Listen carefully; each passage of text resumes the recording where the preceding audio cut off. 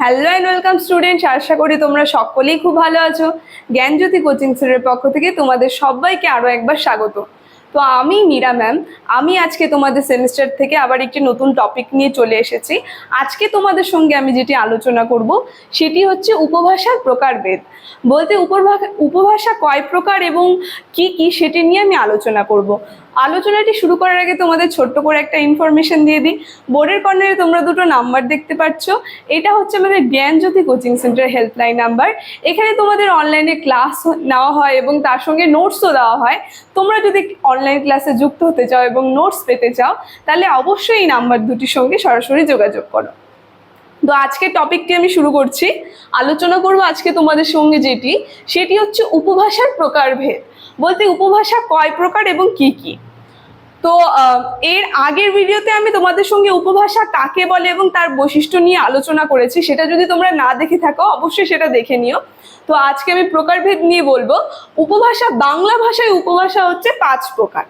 উপভাষা 5 প্রকার, তার মধ্যে একটি হচ্ছে হলো রাঢ়ী উপভাষা, 2 নম্বরে আছে ঝাড়খণ্ডী উপভাষা, 3-এ আছে বরেন্দ্রী উপভাষা, 4-এ আছে বঙ্গালী উপভাষা, আর 5-এ আছে হচ্ছে কামরূপী বা রাজবংশী উপভাষা। এবং এই উপভাষাগুলি কোথায় কোথায় রয়েছে সেগুলি নিয়ে আমি আরেকটু আলোচনা করি। যে প্রথম উপভাষাটি বললাম রাঢ়ী উপভাষা, দেখো আমি লিখে দিয়েছি।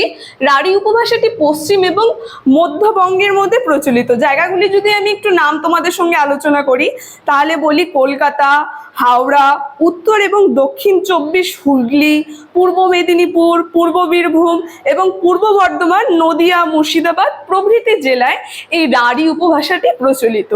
আর তারপরে 2-এ আছে ঝাড়খণ্ডী উপভাষা, দেখো আমি এখানে লিখেছি দক্ষিণ এবং পশ্চিম যে এলাকাটি রয়েছে সেখানে এই ঝাড়খণ্ডী উপভাষাটি প্রচলিত। জায়গাগুলি যদি নাম বলি, একটি হচ্ছে হলো শিখভূমি, মানভূমি, পুরুলিয়া, ধলভূমি এবং দক্ষিণ পশ্চিম মেদিনীপুর, দক্ষিণ পশ্চিম বাঁকুড়া এই প্রভৃতি জেলায় এই ঝাড়খণ্ডী উপভাষাটি প্রচলিত রয়েছে।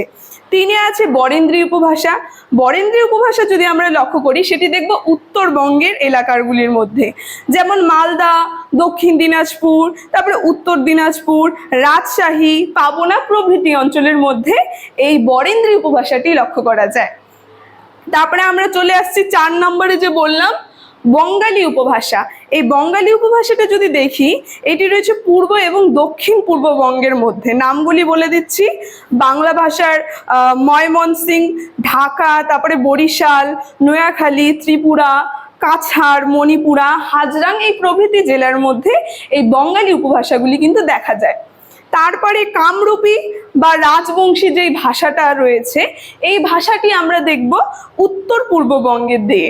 জায়গাগুলির নাম আমি একটু বলে দিই, কোচবিহার, কাছাড়, ত্রিপুরা, রংপুর, শ্রীহট্ট, জলপাইগুড়ি প্রভৃতি এলাকায় এই কামরূপী বা রাজবংশী উপভাষাটি লক্ষ্য করা যায়। তো এই ছিল আজকের আমার আলোচনা, উপভাষার প্রকারভেদ এবং সেগুলি কোন কোন অঞ্চলে প্রচলিত রয়েছে। তো আজকের আলোচনাটি আমার এতটুকুনি রইল। আশা করি তোমাদের ভিডিওটি খুব ভালো লেগেছে। যদি ভালো লেগে থাকে অবশ্যই like, comment, share and subscribe করে দিও। Thank you.